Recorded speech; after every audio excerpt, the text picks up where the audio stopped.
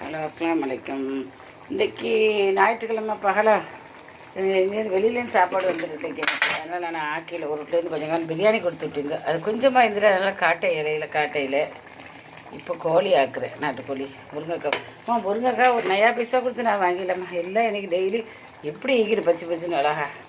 முருங்கைக்காய் நல்லா சாப்பிடுங்க, சத்துள்ள சாமான். வெளிநாட்டில் இந்த மாதிரி நம்மளுக்கு பச்சுலாம் கிடைக்கவே செய்யாது. கொண்டு ஒரு முருங்கைக்காய் தான் போட்டிக்கிறேன், எனக்கும் ஜெதினுக்கும். இந்த கறியை நாளைக்கு கொஞ்சம் எடுத்து வச்சுக்கலாம். நாளைக்கு காலையில் நெய்ச்சோறான், அதுக்கு சம்பலும் வச்சு வரும். அதையும் ஒன்றா சேர்த்து வச்சுக்கிட்டா காலையில் முழுது உதவ போனால் நமக்கு கொஞ்சம் வேலை ஈஸியாகிக்கும். முழுது உதறோடு கறியெலாம் ஆக்குவோம். கேட்டுவிட்டா உடனே கொடுத்து விட வச்சு அலாவாய்க்கும். கேட்டேன் நாளைக்கு கேக்கையில் கழுவி கறி ஆக்கி மாங்காய் கத்திரிக்கெல்லாம் காய்ச்சி ஓடுவோம். கடுப்படை தாண்டாலும் கொடுத்து விட்டுருவோம். செலாகாய்க்காது.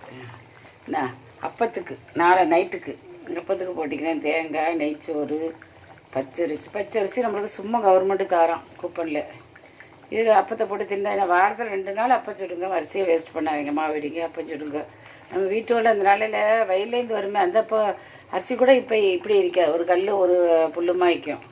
இது அப்படி பியூரால் வைக்கிற பார்க்குறதுக்கு 6 இடியப்பம் வாங்கிக்கிறேன். காற்று போல் இடியப்பம். ஒரு பொம்பளை கோமா அதுலேருந்து கொண்டு வரேம்மா. நூலாக தான் வைக்கிறேன். எனக்கு இந்த இடியப்பம் வந்தப்போ தான் நான் சாப்பிடவே செய்கிறேன். எனக்கு தம்பிக்கு ஆளுக்கு 3.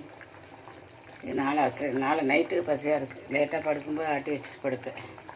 இது இப்போ கோழி இவ்வளோ கூட ஒரு நாளைக்கு ஒரு கண்புளை ஆளி வச்சுருவேன். 2 பேருக்கு தானே போதும்.